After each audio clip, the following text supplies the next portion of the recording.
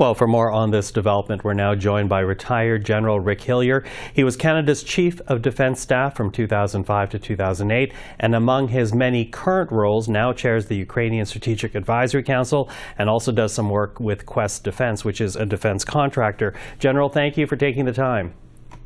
Michael, my pleasure. Now, Ukrainian officials have reportedly been lobbying for this permission for well over a year now. How might this change the course of the war for Ukraine? Well, I think it's going to give Ukraine a tool, a weapon, quite literally, that it has not had. It has long needed, and it's been desperately trying to get it. I mean, they've had the ATACMS with the capability of going longer for almost 2 years now, and they've had the longer range missiles for a year at least, but they haven't been able to use them. And so as a result, Russia's kind of had free reign on all those air bases and storage depots and command and control centers and missile launching sites within 300 kilometers of the Ukrainian-Russian border. And as a consequence, Ukraine has been attacked and hit night after night after night after night. People have died, and Ukraine has been on a back foot. I think that's just about to change now, because the ability to hit deep and surprise the Russians is going to have a major effect, whether it takes out missile launching sites, whether it takes out command and control centers, or whether it takes out, really hard to get fuel depots, or whether it takes out senior commanders. This is going to make a difference. It's not going to win the war or lose the war, but it will make a difference. Now, it has been suggested that the missiles, these ATACMS, could be used to secure Kursk in western Russia in order essentially to give Ukraine some leverage if they're forced into peace talks with the new administration. What do you make of that strategy?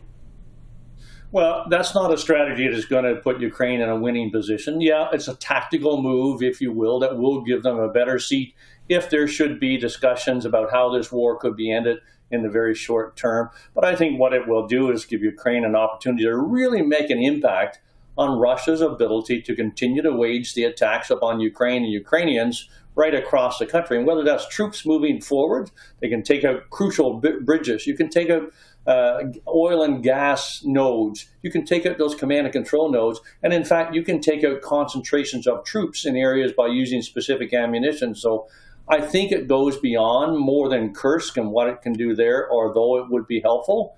I think this is a much greater tool than just for a tactical fight on the battlefield itself. Mm-hmm. Now, President Putin, of course, of Russia, has warned that using American missiles on Russian soil would mean NATO is at war with Russia. Are you concerned that by using these missiles, giving this permission, that it will necessarily widen this conflict? I'm concerned about a madman in Moscow doing anything, which he has been for the last 2.5 years or so. And he's been allowed to get away with it because we have taken counsel of our fears in the West. And every time Putin said, oh, I'm going to do this, we ran away and said, oh, no, well, we won't do anything more. I think we let him get away with it. President Macron of France said 6-8 months ago, hey, it's time. We took the strategic initiative. And I actually think that this is what is happening right now. The Americans are sending Putin a very tough message here. Hey, the Ukrainians will have the tools to do the job. We're not going to handicap them. We're not going to restrict them. And you're not going to be able to win this war. And so Putin will do what he wants. But here's what I would say in closing that part of it. Putin is a survivor. He travels with a massive team of doctors. He lives on vitamins. He keeps people away from his close proximity because of disease and threats of being killed. He wants to survive, and he knows that if he escalates this very much, he will not survive. And that's one of the things that he will want to do. So, yeah, do you worry about what he'll do? Absolutely. Do I fear it every day? No, I do not, because he realizes the consequence of escalating beyond where he is right now. We should worry about him being successful in Ukraine as opposed to him escalating the fight, because he started and escalated from the beginning. So you don't think he would hit other NATO targets or use this as an excuse to hit NATO targets? No, I do not believe he's stupid enough to do that. I do not believe that the people around him would think that that's a very smart move. And, this guy has got no out. He's got nowhere to go, and he's got to keep the people around him on side. And if they see that their futures are going to be ended because Russia is going to attack NATO, I think the threats to Putin and his position and his very life would increase dramatically. Also, NATO is pretty much prepared for this right now. The air defenses have been upgraded. The troops have been upgraded. They've been training, preparing for it. And if we get caught unawares now, then it should be upon us. That won't happen, I'm confident. And I don't think, therefore, he will try to strike NATO targets directly. There may be some stuff around the edges. There may be something like pipelines that he'll try and take out. But then again, we're prepared for those things also. And NATO, I think, can handle itself capability.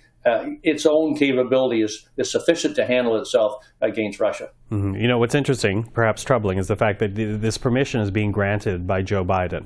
Joe Biden, of course, has little more than a month left in office before the transition happens over to Donald Trump. And I think there's a bigger question mark about what Donald Trump's Ukraine policy will actually be. How much insecurity does that cause, giving this permission, but at the same time knowing that the permission may be rescinded within a matter of weeks? Well, you know, first of all, Joe Biden is still the president. He is till, 20 January?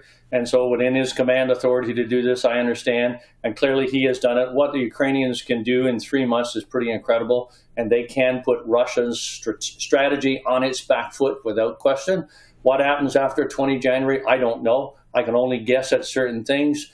But I would suggest that between now and the 20th of January, there's a great opportunity here for the United States, supported by NATO. I mean, NATO countries have already come out and said this is the right move, and they're in support of the Americans. And I think that in the next 3 months, there are a lot of things that could be done to put Russia on its back foot, put Ukraine in a much better position, and have a whole new sort of opportunity on 20 January, no matter what President Trump decides to do. I think President Biden made the right decision here. General Rick Hillier, always appreciate the insight. Thank you for that. Michael, my pleasure.